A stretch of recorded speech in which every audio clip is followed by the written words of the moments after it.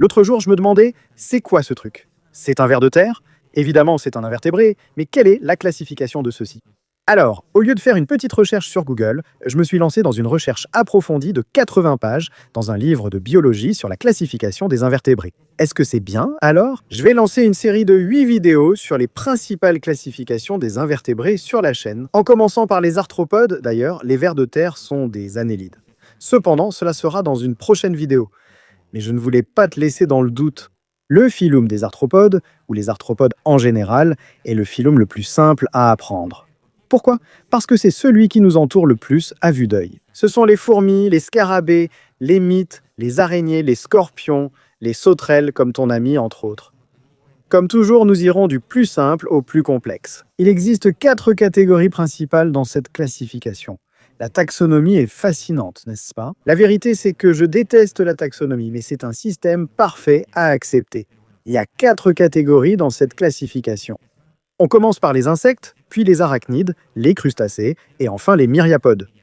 Mais d'abord, il faut définir ce qu'est un arthropode. C'est un animal. Je ne comprends pas pourquoi certains pensent que les insectes ne sont pas des animaux. Cependant, c'est un animal qui possède un revêtement de chitine appelé exosquelette, qui lui sert d'armure et qu'il doit muer pour pouvoir grandir. Nous avons une peau douce, délicieuse, savoureuse, toute tendre, tandis qu'eux ont une armure de chitine appelée exosquelette. Ils ont aussi des pattes articulées, c'est-à-dire qu'elles sont segmentées, et ils ont également le corps divisé en 3 parties, normalement la tête, le thorax et l'abdomen. Je te laisse un exemple ici pour plus tard, pense à l'éditer. Cependant, il existe d'autres animaux qui ne sont pas divisés en 3 parties, mais en 2, comme les arachnides, qui n'ont que le céphalothorax et l'abdomen. Le céphalothorax est essentiellement la fusion entre la tête et le thorax. Et ils sont comme ça. Ils compensent en cela par diverses adaptations comme des capteurs de vibration, une vision à 360 degrés grâce à de nombreux yeux et de l'agilité. Donc ils n'ont vraiment pas besoin de coups, mais ne nous attardons pas plus longtemps et commençons avec la première classification. La première catégorie est celle des insectes d'aimants. Les insectes, c'est-à-dire les mouches, les cafards, les fourmis, les scarabées, les mites, les grillons, entre autres. Comment savons-nous que ce sont des insectes? Parce qu'ils ont 3 paires de pattes, soit 6 pattes. Alors tu dois te demander, Ismaël Chi, comment se fait-il que les chenilles soient des insectes si je leur vois plein de pattes? Excellente question concernant l'anatomie des chenilles. Nous avons ce qu'on appelle les vraies pattes, qui sont celles-ci, et nous avons les fausses pattes, qui sont celles-là. Et cela répond à ta question.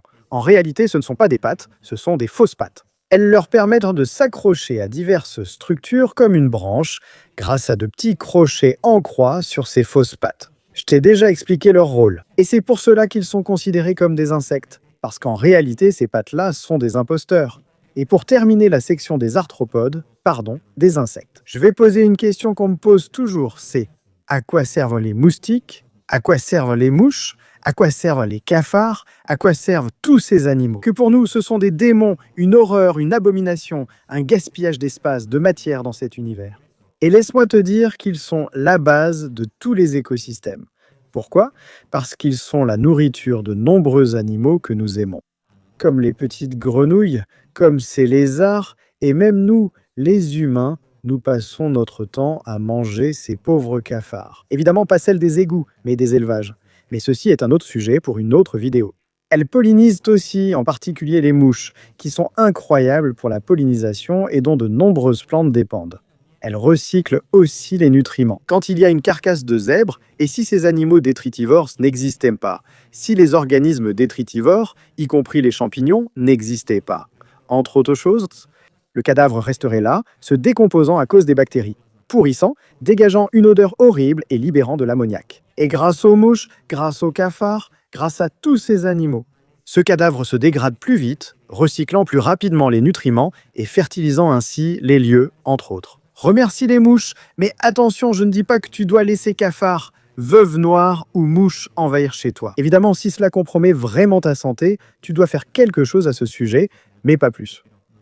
C'était juste pour que tu comprennes l'importance des insectes. Et, les veuves noires sont des arachnides, qui d'ailleurs font partie de la classification des arachnides affectueux, 8 pattes, nous avons les araignées, et bon sang, quoi d'autre fait partie des arachnides?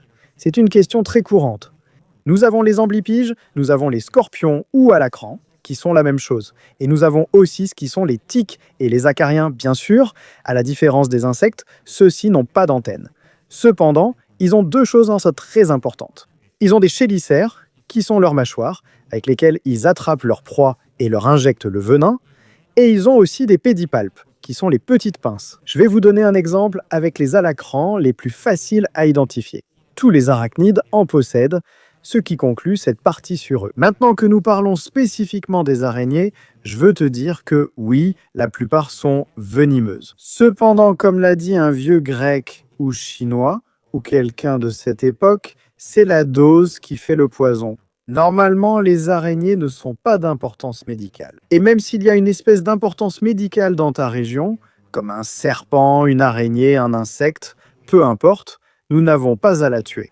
S'il était natif, il vaut mieux le relocaliser, et même s'il est près de toi, il ne va probablement rien te faire. Pourquoi? Ces animaux n'attaquent qu'en dernier recours, préférant garder leur venin pour leur proie, pas pour toi. Un type qui est 100 fois plus grand qu'eux, voire des milliers de fois plus grand, dans le cas des araignées. Ne sois pas ignorant, il vaut mieux contacter les autorités pour qu'elles relocalisent cette faune afin qu'elle joue son rôle dans la nature. Passons à l'avant-dernière catégorie, les crustacés croustillants. Ah, y a pas, le four est-il resté allumé? Les crustacés, c'est-à-dire les petits crabes, les langoustes, les crevettes, des choses de l'eau. Cependant, il existe aussi des crustacés terrestres, comme lesquels. Tu peux aller dans ton jardin et en trouver quelques-uns. Les cloportes, les cochenilles, les boulettes ou isopodes, c'est le nom commun que je connais. Les insectes ont 6 pattes, les arachnides en ont 8, les crustacés en ont combien? Exactement, ils en ont 10. Ce que j'aime dans le fait de faire ces vidéos, c'est que j'ai toujours des doutes et j'aime les partager avec vous. Parce que je sais que vous aussi, vous allez avoir beaucoup de questions, comme moi.